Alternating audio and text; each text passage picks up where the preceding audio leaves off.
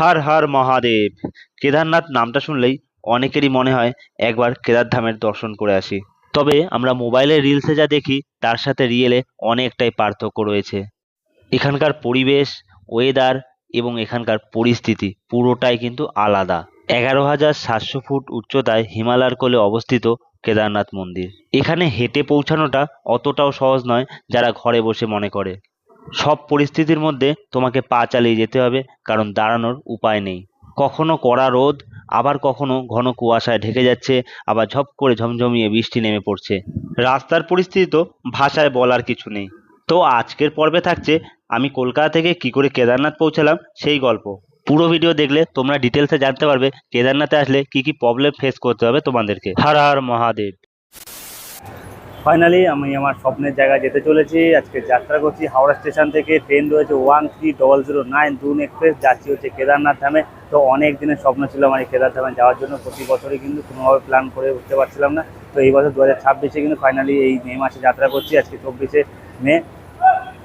আমাদের গ্রুপে রয়েছে 6 জন, আমরা 6 জন মিলে যাচ্ছি। কিন্তু 2 মাস আগে ট্রেনের টিকিট কেটেও সেই কিন্তু আর এসিতেই আমাদের টিকিট হয়েছে, একটা সিটে 2 জন করে। দেখো এসি রয়েছে, অসুবিধা হবে না। আর বাইরে প্রচণ্ড গরম, ঘামছি দেখো। জাস্ট ভিতরে এসে জানতে পারি ট্রেন এখন 2 ঘন্টা লেট রয়েছে। 8টা 25-এর গাড়ি ছাড়বে হচ্ছে 10টা 30-এ দুন এক্সপ্রেস। 2 ঘন্টা লেট। তো এখান থেকে আমরা এখন যাব ওয়েটিং লজে। ওইখানে গিয়ে কিছু এতটা সময় কী করবো, আমরা খাওয়া দাওয়া করে তারপরে একবার ট্রেন উঠবো, কারণ 10:30টায় ট্রেন দেখাচ্ছে। 2 ঘন্টা লেট।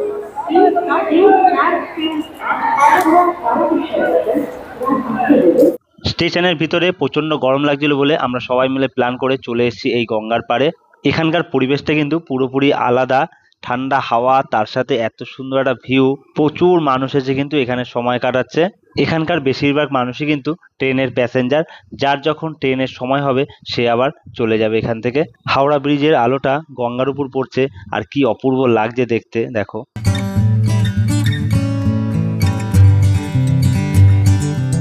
গঙ্গার পাড় থেকে এবার চলে এসেছি এসি ওয়েটিং লজে। যেহেতু আমাদের ট্রেনের টাইমে এখনও 1 ঘন্টা রয়েছে হাতে। এখানে পিএনআর দেখিয়ে এন্ট্রি নিতে হয়, তার সাথে পার ঘন্টা 10 টাকা করে কাউন্ট করে। ভেবেছিলাম এখানে এসে রাতের ডিনারটা করে নেব, কিন্তু এখানে এতটাই ভিড় রয়েছে যে ঠিকমতো বসার জায়গায় পাওয়া যাচ্ছে না। বাইরে থেকে আমরা যদি দেখতে পেতাম তাহলে হয়তো আমরা এখানে ঢুকতামই না। ভেতরে ঢোকার পর দেখতে পেলাম এরকম পরিস্থিতি। যাই হোক, সময় তো কাটাতেই হবে। তবে এখানে একটা ভালো জিনিস রয়েছে, এই জায়গাটা অনেকটা ভাইরাল। ওয়েটিং লজের সাইডের দরজা দিয়ে বেরোলে এরকম একটা ব্যালকনি রয়েছে, আর এখান থেকে কিন্তু একটা অসাধারণ ভিউ দেখা যায় হাওড়া ব্রিজের। দিনের বেলা হলে তোমরা আরো ভালো বুঝতে পারতে। উপর থেকে ব্যস্ততম শহরের ভিউটা দেখতে অসাধারণ লাগছিল। ভিউ দেখতে দেখতে ট্রেনের টাইম হয়ে গেছে। 8 নম্বর প্ল্যাটফর্মে আমাদের ট্রেন দিয়ে দিয়েছে। 10টা 30-এ ট্রেনের টাইম রয়েছে, আর ডিসপ্লেতে দিচ্ছে 10টা 25-এ। জাস্ট 5 মিনিট আগে ডিসপ্লেতে দিচ্ছে, যার ফলে কিন্তু সবার তাড়াহুড়ো লেগে গেছে। নম্বর প্ল্যাটফর্মে চলে এসেছি। এটা হচ্ছে জেনারেলের লাইন রয়েছে এরকম। এই হচ্ছে স্টার্ট হচ্ছে এখান থেকে, লম্বা লাইন রয়েছে কিন্তু। আর আমাদের এখন কোথায় পড়বে সেটা এখনো সামনে থেকে এগোচ্ছে। আর এটা হচ্ছে জেনারেল লাইন, বিরাট বড় লম্বা লাইন। জেনারেল কোচ রয়েছে, 2টো রয়েছে পিছনে, আর 2টো সামনে রয়েছে। লাইনটা দেখো, বিরাট বড় লাইন কিন্তু। আর আমাদের 8টা 25-এ টাইম ছিল, আর ট্রেন দিয়েছে হচ্ছে 10:30টায়। আর চেয়ার প্রিপেয়ার করলো, মানে কোন প্ল্যাটফর্মে দেবে সেটা দেখাতে জাস্ট 5 মিনিট আগে দিল। 10টা 25-এ দিচ্ছে কোন কত নম্বর প্ল্যাটফর্মে দেবে, আমরা সেই থেকে ওয়েট করেছিলাম। এরকম অবস্থা। সেই 7টায় চলে এসেছি, যেহেতু 8টা 25-এ গাড়ি বলে, আর সেই থেকে বসে আছি। এতক্ষণ ওয়েট করলো, জানি না ফাইনালি 32 ঘন্টা জার্নি, কত ঘন্টা জার্নি হবে। প্রচুর ভিড় রয়েছে দেখো। জেনারেল লাইন কিন্তু এখনো চলছে। এই হচ্ছে ট্রেন ঢুকছে, এখন বাজে 10টা 47। টাইম ছিল 8টা 25-এ, সেই গাড়ি 10:30 টাইম করেছে, আর এখন বাজে 10টা 47। তারপরে প্ল্যাটফর্মে দিচ্ছে। এই হচ্ছে ইন্ডিয়ান রেলের অবস্থা। আর আমরা সেই থেকে গরমের মধ্যে ওয়েট করে যাচ্ছি। আমাদের কোচ নাম্বার রয়েছে B2 এসিতে।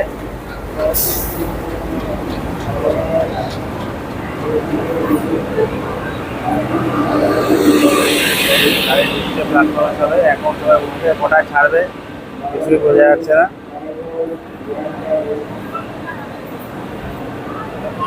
কিন্তু প্ল্যাটফর্মে দিয়ে দিয়েছে, আর সবাই এখন তাড়াহুড়ো করে উঠছে। ছাড়তে এখনো কটা বাজবে জানি না, এসবে ট্রেন ঢুকলো। তো এই ট্রেনে কিন্তু মোট 67টা হল রয়েছে আমাদের কেদারনাথ যাওয়ার পথে, মানে হরিদ্বারে আমরা নামবো, হরিদ্বারে যাওয়ার পথে 67টা হল রয়েছে আর 292 ইন্টারমিডিয়েট স্টেশন। আর এখানে কিন্তু 8টা স্লিপার রয়েছে, 5টা থার্ড এসি রয়েছে, একটা ফার্স্ট এসি আর একটা এসি টুটা এই কিন্তু রয়েছে, আর 4টে জেনারেল রয়েছে, 2টো সামনে 2টো পেছনে। জেনারেল লাইন তোমাদের দেখালাম। এই হচ্ছে আমাদের উইন্ডো সিট 32 নাম্বার। এই যে একটা সিটে 2জন করে এই রান্না রয়েছে। তো ট্রেনে উঠে চলো তোমাদের একবার দেখিয়ে দিই ট্রেনের ভিতরটা। এই হচ্ছে, চলো বাথরুমগুলো একবার দেখিয়ে দিই। এখন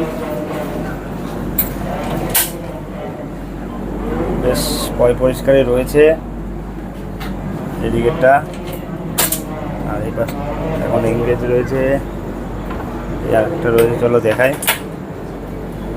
সবই কিন্তু এরকম ওয়েস্টার্ন রয়েছে, কোমোড নেই। আর কোচের ভিউটা একবার দেখাই।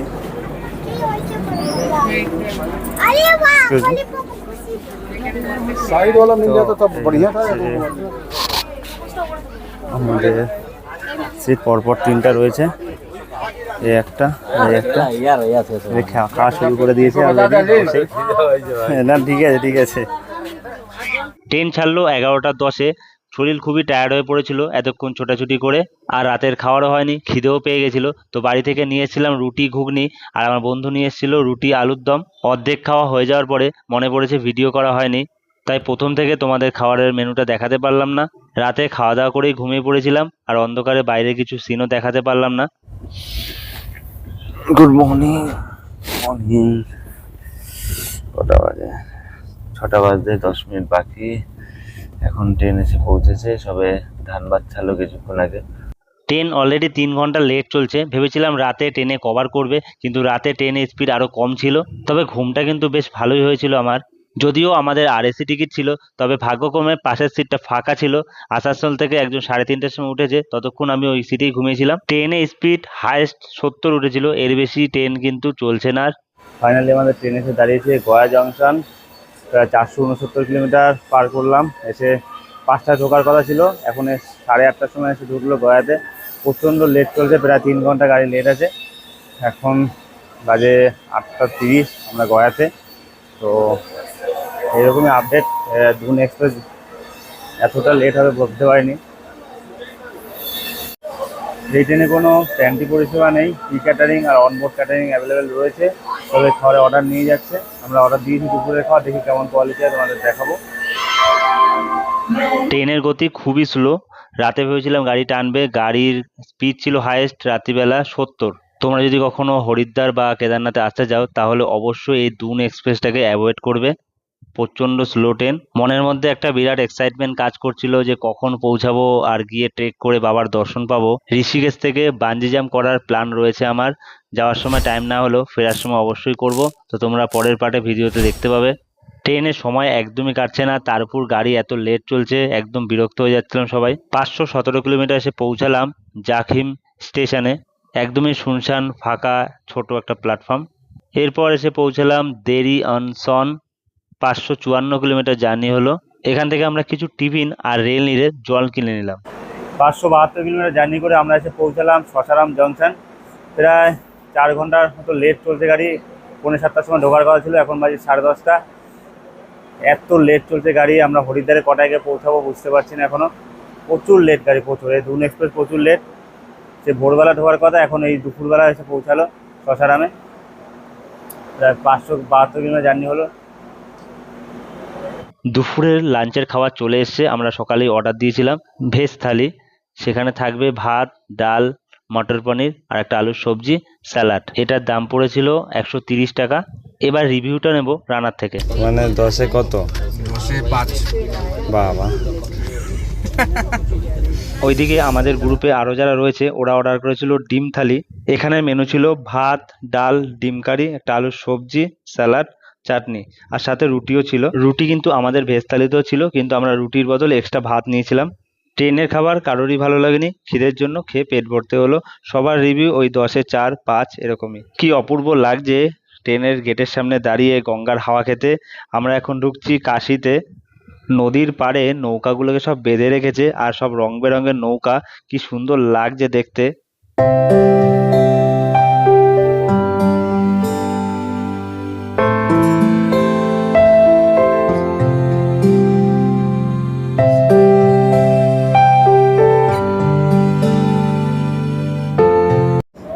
ফাইনালি 687 কিলোমিটার জার্নি করে এসে পৌঁছালাম কাঁথিতে। সেই বেনারসের যে ভিউটা দেখালাম গঙ্গার, তো টাইম ছিল এখানে 10:30টায় পৌঁছানো, এসে পৌঁছালাম 1টার সময়। এখন বাজে 1:05, এই সময় এসে পৌঁছালাম। প্রায় 4 ঘন্টার মতো লেট রয়েছে গাড়ি। এই হচ্ছে আপডেট। দুনে এসে মানে আমাদের যে কী ভোগান্তি হচ্ছে সেটা আমরা বুঝতে পারছি। আর খাওয়ার নিয়েছিলাম, সেই খাওয়ারের পরিষেবা কিন্তু একদমই ভালো না এখানে। তো তোমরা চেষ্টা করো বাইরে থেকে বা অনবোর্ড ক্যাটারিং নেওয়ার জন্য, তাহলে হয়তো বেটার হবে এর থেকে। ফাইনালি পৌঁছে গেছি এখন কাঁথিতে। এখান থেকে আরও জার্নি রয়েছে আমাদের পাশ থেকে এখন ক্রস করছে লোকমানিয়া তিলক টার্মিনাস গোদান এক্সপ্রেস। এই ট্রেনটা গোরখপুর থেকে মুম্বাই যাচ্ছে। অনেকটা লং রুটের ট্রেন, প্রায় 33 ঘন্টা সময় লাগবে মুম্বাই পৌঁছাতে।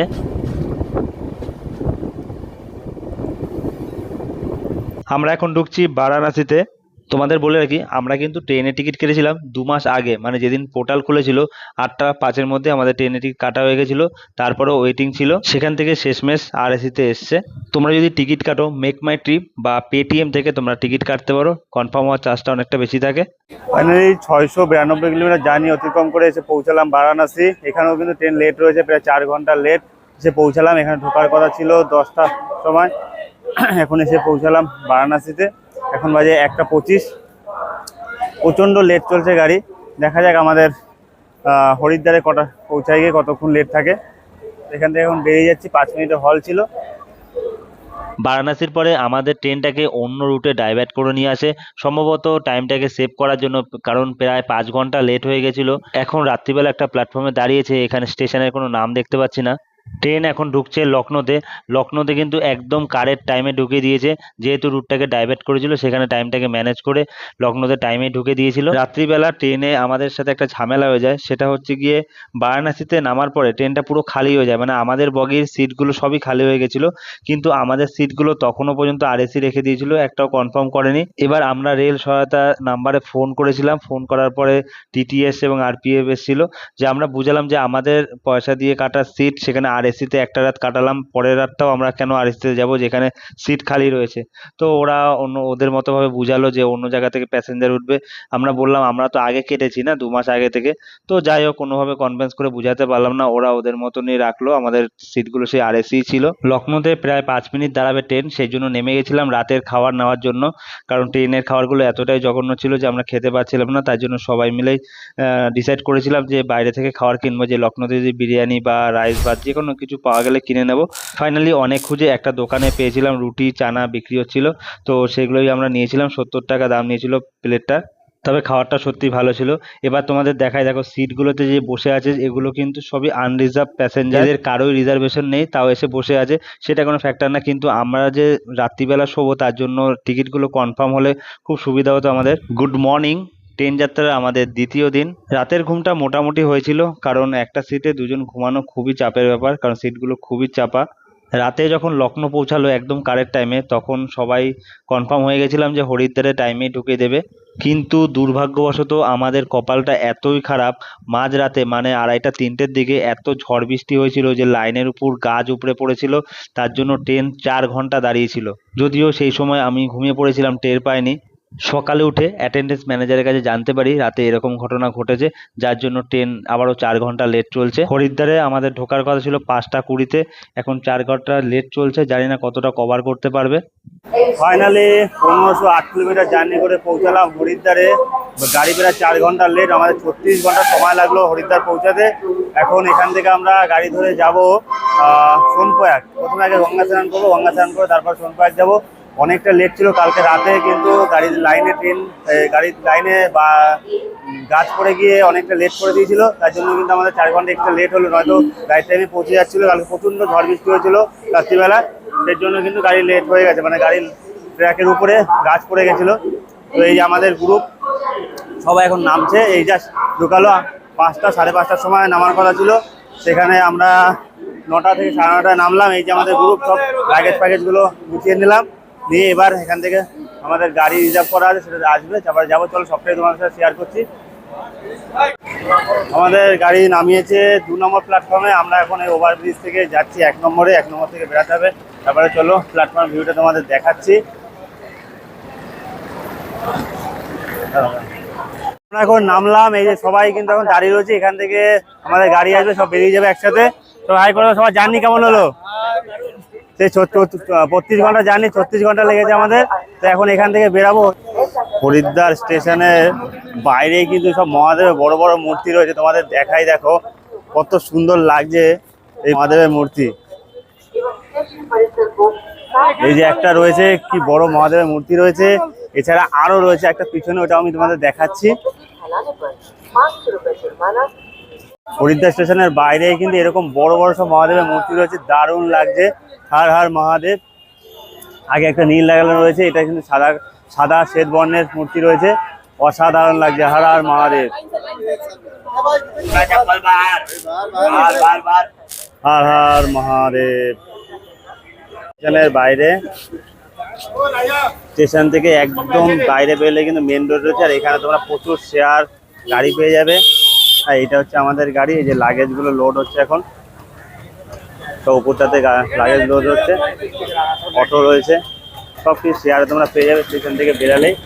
ওই যে মহাদেবের মূর্তি দেখা যাচ্ছে, দেখো, হর হর মহাদেব। ওখান থেকে বেরিয়েই কিন্তু আমরা এই যে গাড়ি দাঁড়ানো ছিল, এই গাড়িতে উঠে গেলাম, লাগেজগুলো লোড করে তারপরে বেরাবো। আমরা এখানে যাবো গঙ্গাতে, একবার গঙ্গাতে স্নান করে তারপরে সোনপ্রয়াগের জন্য যাত্রা শুরু করব। হর হর মহাদেব। স্টেশন থেকে বেরালেই তোমরা পেয়ে যাবে মেন রোড, তার সামনেই রয়েছে বাজেট ফ্রেন্ডলি হোটেল। প্রচুর হোটেল রয়েছে, তোমরা কিন্তু সব রকম এসি নন এসি হোটেল বাজেটের মধ্যেই পেয়ে যাবে। তোমরা যদি মনে করো একদিন থেকে তারপর তোমরা এখান থেকে গাড়ি করে যাবে সোনপ্রয়াগ, তো সেটাও করতে পারো। এছাড়া আমাদের যেমন গাড়ি দাঁড়ানো ছিল, আমরা ট্রেন থেকে নেমেই উঠে গেছিলাম গাড়িতে। হরিদ্বার থেকে সোনপ্রয়াগ যাওয়ার জন্য প্রচুর ট্রান্সপোর্ট রয়েছে, পাবলিক বাস রয়েছে, এছাড়া প্রাইভেট গাড়ি, শেয়ার গাড়ি তোমরা পেয়ে যাবে। তাছাড়াও কিন্তু তোমরা রেড বাস থেকে বুক করতে পারবে বাস। তবে আমি বলবো তোমরা যদি গ্রুপে থাকো, মোটামুটি 6 জন যদি থাকো, তাহলে কিন্তু শেয়ার গাড়ি বা মানে একটা গাড়ি রিজার্ভ করে যাওয়াই বেটার হবে, তাহলে তোমরা সাইট সিনগুলো দেখতে পারবে। সিঙ্গেল থাকলে রেড বাস থেকে বুক করতে পারো বাস। গঙ্গার উপর থেকে পার হচ্ছি, নিচ থেকে বয়ে চলেছে গঙ্গা নদী। আর ওই যে দূরে দেখা যাচ্ছে মহাদেবের বড় একটা ত্রিশূল। আমরা এখান থেকে গঙ্গা স্নান করে তারপরে কিন্তু হরিদ্বারের জন্য যাত্রা শুরু করব। আমরা এখন এই রাস্তায় গাড়ি দাঁড় করিয়ে স্নান করতে চলে এসেছি গঙ্গার ঘাটে। গঙ্গার স্রোতটা শুধু তোমাদের দেখাই, দেখো অসাধারণ লাগছে। আমরা এখন সবাই স্নান করবো, স্নান করে কিন্তু সোনপ্রয়াগের জন্য বেরাবো। এই যে আমাদের টিম রয়েছে এখানে। আরো শুধু তোমাদের গঙ্গার ভিউটা দেখাই, দেখো অসাধারণ লাগছে। এই যে রয়েছে মন্দির, অপূর্ব লাগছে, কিন্তু সবাই স্নান করছে, অপূর্ব লাগছে। এইখান থেকে কিন্তু আমরা গাড়ি করে আসলাম এই ব্রিজটার উপর থেকে। এসে আমরা ওইখানে গাড়ি পার্কিং করে চলে এসেছি এইখানে গঙ্গায় স্নান করতে। গঙ্গার স্রোতটা দেখো, শুধু অপূর্ব লাগছে। এখন এইখানে স্নান করব, গঙ্গায় ডুব দিয়ে বেরিয়ে পড়বো আমরা আবার সোনপ্রয়াগের জন্য। চলো, হর হর মহাদেব, হর হর গঙ্গে, হর গঙ্গে, হর হর মহাদেব। এখন নেমে পড়েছি কিন্তু এই গঙ্গার জলে। হর হর গঙ্গে। যেমন ঠান্ডা।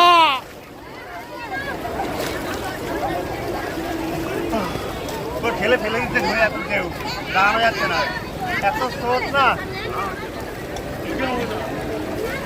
ওইদিকে রিক্স নেই, একবার ওইদিকে।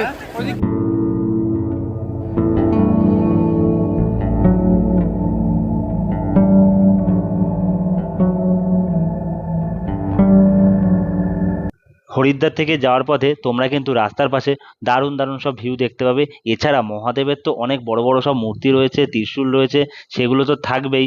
তখন মনে হবে এটা অন্য জগতে চলে এসেছি। এই যে দেখো, বলতে বলতে মহাদেবের একটা মূর্তির দর্শন পেলাম।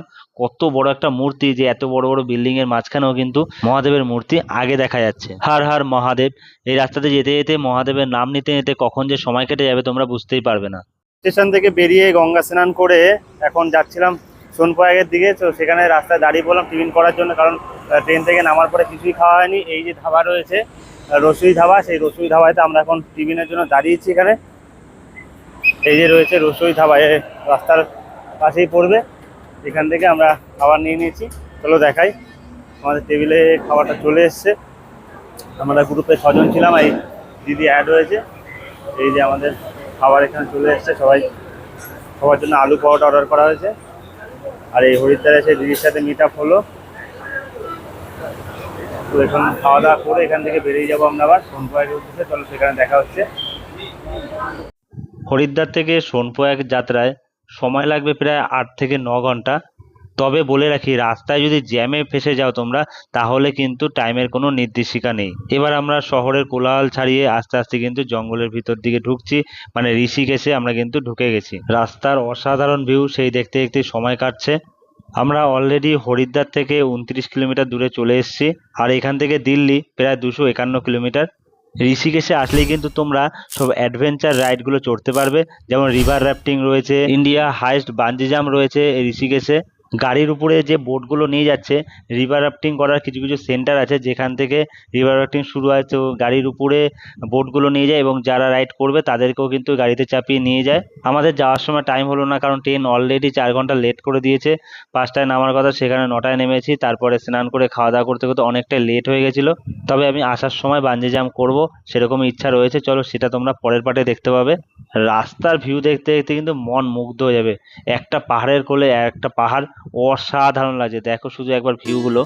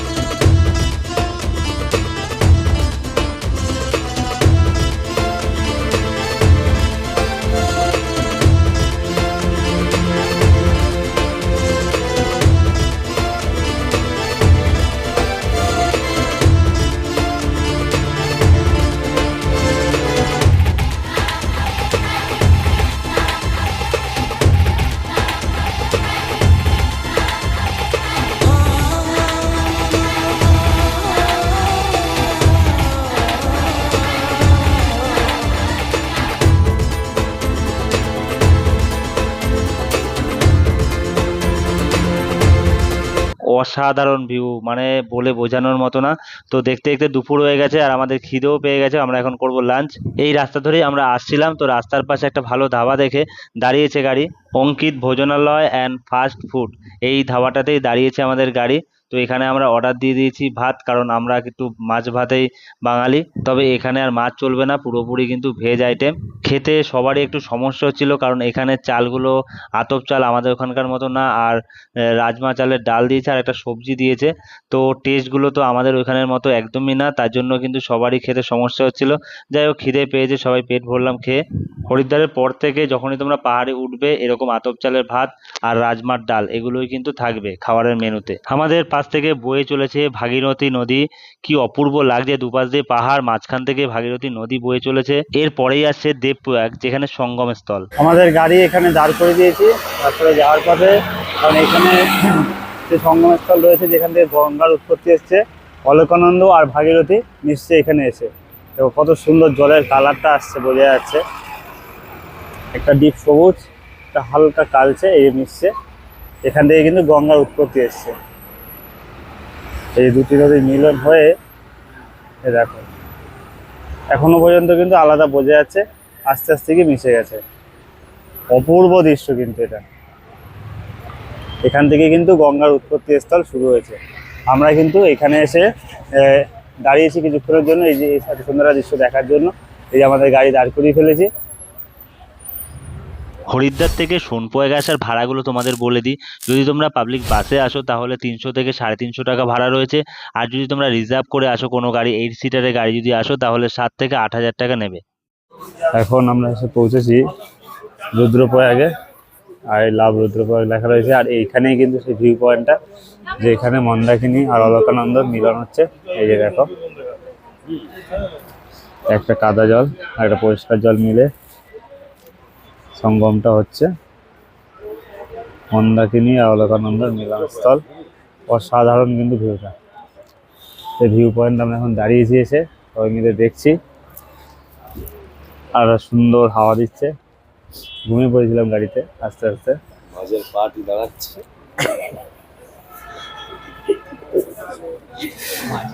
তো এই যে রাস্তায় গাড়ি দাঁড় করিয়ে, এই আমাদের ট্রাভেলার দাঁড় করিয়ে এখানে আমরা দাঁড়িয়ে পড়েছি। গাড়ি এখন জ্যামে আটকে গেছে। এই যে গাড়ি, আর পুরোটা এখন রাস্তা জ্যাম, আমরা দাঁড়িয়ে পড়েছি। পুরো রাস্তাটা জ্যাম হয়ে আছে। এই হচ্ছে অবস্থা। এই পাশের গাড়ি আসছে, এই পাশের গাড়ি থেমে আছে। পুরো রাস্তা জ্যাম। আমরা জ্যামে আটকে গেছিলাম প্রায় 3.5 ঘন্টা। 7টার সময় ওখানে আটকে গেছিলাম, আর এখন 10:30 বাজে, এখন আবার গাড়ি চলছে। এইভাবেই এখানকার রাস্তার অবস্থা, মানে আমাদেরই হয়তো কপালটা খারাপ যে ট্রেন এত লেট করলো, তারপরে আবার রাস্তাতে এরকম গাড়ি 3.5 ঘন্টা লেট করলো। এখানকার রাস্তায় প্রচুর জ্যাম রয়েছে। এখন বাজে রাত 2:30। আমরা সীতাপুর থেকে হেঁটে যাচ্ছি সোনপ্রয়াগ। অ্যাকচুয়ালি হরিদ্বার স্টেশন থেকে আমাদের গাড়িতে লাগেজ নিয়ে উঠেছিলাম, তোমাদের দেখালাম। সকাল 10টায় হরিদ্বার স্টেশন থেকে চেপেছি সোনপ্রয়াগ পর্যন্ত আসার জন্য। এখন রাত 2:30 বেজে গেছে, পৌঁছাতে পারিনি। মানে সেই লেভেলের জ্যাম রয়েছে, দেখতেই পাচ্ছ। বাধ্য হয়ে গাড়ি থেকে লাগেজ নামিয়ে হেঁটে যাচ্ছি, কারণ 20 মিটার যেতে আধা ঘন্টা লেগে যাচ্ছে। একটুখানি যাচ্ছে, দাঁড়িয়ে যাচ্ছে। এর থেকে আমরা হেঁটে অনেকটা রাস্তা কভার করে দিচ্ছি, তাই জন্য বাধ্য হয়ে লাগেজ নামিয়ে হাঁটছি। ঠান্ডা লাগছে যেহেতু গাড়ির ভিতরে ছিলাম, নর্মাল ড্রেস পরা ছিলাম। হ্যাঁ,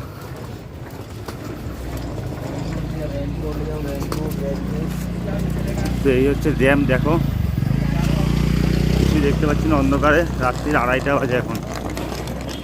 এর ভিউ রয়েছে এরকম সোনপ্রয়াগে। আমরা হাঁটছি এখন, রাত্রির 2:30 বাজে, কারণ এতটাই জ্যাম রয়েছে। সকাল 10টার সময় গাড়িতে উঠেছিলাম, ভেবেছিলাম পৌঁছানোর কথা ছিল আমাদের 6টা কি 7টার মধ্যে। সেখানে রাত 2:30 বেজে গেছে, পৌঁছাতে পারিনি। তাই আমরা হেঁটে হেঁটেই নেমে গেছি, হেঁটেই যাচ্ছি, কারণ হেঁটে অনেকটা আগে যাওয়া যাচ্ছে। গাড়ি এগোচ্ছে না, 200 মিটার আগাতে আধা ঘন্টা লাগছে। প্রায় 1.5 কিলোমিটার হেঁটে আমরা পৌঁছালাম সোনপ্রয়াগ। শরীরের অবস্থা খুবই খারাপ। এটা হচ্ছে সোনপ্রয়াগ বাজার। এইখানে তোমরা সব কিছু পেয়ে যাবে, dormitory room, block room, bag রাখার জন্য সব কিছুই কিন্তু এখানে পাবে অ্যাভেলেবেল। হোটেল তো রয়েছে, প্রচুর হোটেল রয়েছে এখানে। লাঠি পেয়ে যাবে এখানে, সব কিছু রয়েছে। বাজারটা দেখো, এখন রাত্রি 3টে বাজে, জমজমাট পুরো বাজার, মানে পুরো দিনের বেলার মতো একই রকম 24 আওয়ার্স কিন্তু এই সোনপ্রয়াগটা। এবং এই রাস্তাটাই টোটালটা পুরো মানে ব্যস্ত থাকে, ভিড় থাকে, জ্যামে আটকে থাকে সব গাড়ি। আমরা ভেবেছিলাম রাত্রিবেলা ফাঁকা থাকবে, কিন্তু সেই একই রকম। সকাল 10টা থেকে আমরা যাত্রা করে এই অবস্থা আমাদের। রাত্রি 3টে বাজে পৌঁছাতে পারিনি হোটেলে। এদিকে আমাদের আজকে 3টে থেকে কেদারনাথ ট্র্যাক শুরু করার কথা ছিল গৌরীকুণ্ড থেকে। এই ঘোড়া রয়েছে, পিট্টু সবই এখানে অ্যাভেলেবেল রয়েছে। পুলিশ স্টেশন রয়েছে সোনপ্রয়াগ, এটা হচ্ছে পুলিশ স্টেশন। প্রচুর বড় মার্কেট কিন্তু সোনপ্রয়াগটা। ওপরে ওঠার পর তোমরা বড় মার্কেট এটাই পাবে।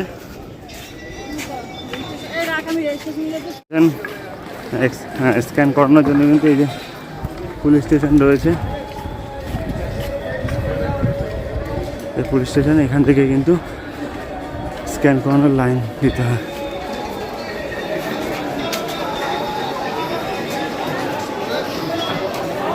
আমরা যখন রাত্রিবেলা সোনপ্রয়াগ থেকে পার হচ্ছিলাম, পাশেই পড়েছিল পুলিশ স্টেশন। তো সেখানে কিন্তু আমরা যে অনলাইনে রেজিস্ট্রেশন করে নিয়ে এসেছিলাম, সেগুলো কিন্তু এখানে স্ক্যান করাতে হয়। আর যেহেতু রাত 3টে বাজে আর ফাঁকা ছিল, সেই জন্যই কিন্তু আমরা এখানে তাড়াতাড়ি করে নিচ্ছিলাম। অন্য সময় সকালবেলা কিন্তু প্রচুর লাইন থাকে এখানে। সিস্টেমটা কিন্তু একদমই ইজি, তোমরা নিজেরাও পারবে। তোমাদের যে বারকোডটা রয়েছে সেটাকে ক্যামেরার সামনে ধরতে হবে।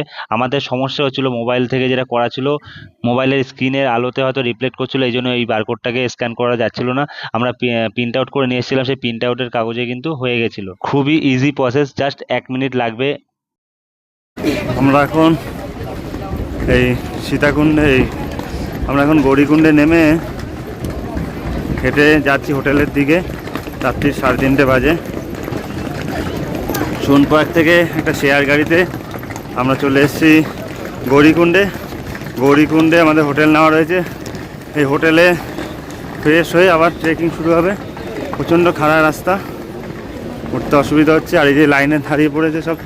লাইনে যারা দাঁড়িয়ে রয়েছে তারা গাড়ির জন্য ওয়েট করছে, মানে গাড়ির লাইনে দাঁড়িয়ে রয়েছে। অ্যাকচুয়ালি তাদের কেদার দর্শন হয়ে গেছে, এখন তাদের বাড়ি ফেরার পালা। গৌরীকুণ্ড থেকে শেয়ার গাড়িতে সোনপ্রয়াগ যাবে। আমরা যেরকম সোনপ্রয়াগ থেকে শেয়ার গাড়ি করে গৌরীকুণ্ড আসলাম, সেরকম এরা এখন রিটার্ন করছে। এই গৌরীকুণ্ড থেকে শেয়ার গাড়ির জন্য লাইনে দাঁড়াতে লাগে।